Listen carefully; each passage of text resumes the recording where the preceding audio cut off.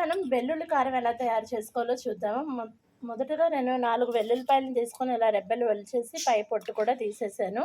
తర్వాత ఒక బాణంలో ఇన్ని వెల్లుల్లిపాయ రెబ్బలకి ఒక 25 వరకు ఎండుమిర్చి అవసరమవుతాయి. ఎండుమిర్చిని కొంచెం ఆయిల్ వేసుకొని వేయించాను.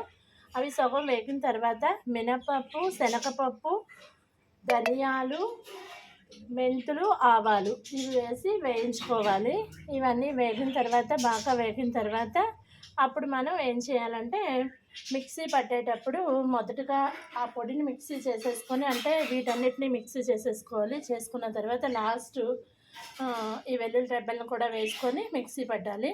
తర్వాత మనం దీనికి సరిపడేంత ఉప్పుని, తర్వాత కొంచెం చింతపండును కూడా తీసుకొని ఈ చింతపండును కూడా మిక్సీ పట్టేయాలి.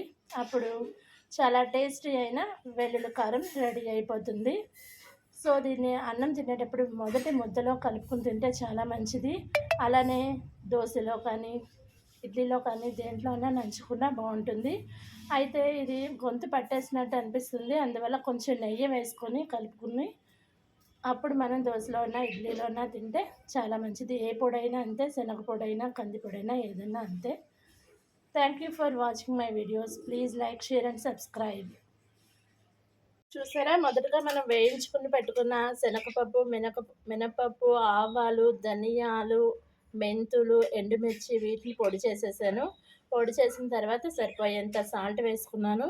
తర్వాత చింతపండు ప్లస్ వెల్లుల్లి రెబ్బ కూడా వేస్తాను.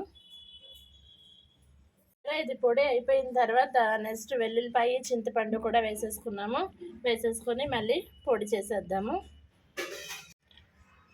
చూసారా, చాలా టేస్టీ అయిన వెల్లుల్లి కారం రెడీ అయిపోయింది. దీన్ని మనం ఇడ్లీలో కానీ, దోశలో కానీ, రొట్టెలో కానీ దేనిలోనే నంచుకొని తినచ్చు. అయితే అన్నం తినేటప్పుడు వేడి అన్నంలో నెయ్యి వేసుకొని ఒక ముద్ద ఈ పొడి కలుపుకుని తింటే చాలా మంచిది. డైజెషన్కి కూడా చాలా మంచిది. ప్లస్ వెల్లుల్లి మనకు కొలెస్ట్రాల్, బాడీలో ఉన్న బ్యాడ్ కొలెస్ట్రాల్ని తీసేస్తుంది. కాబట్టి పిల్లలకు కూడా ఇది చిన్నప్పటి నుంచి అలవాటు చేస్తే మంచిది వెల్లుల్లి కారం. Thank you for watching my videos. Please like, share and subscribe to my channel.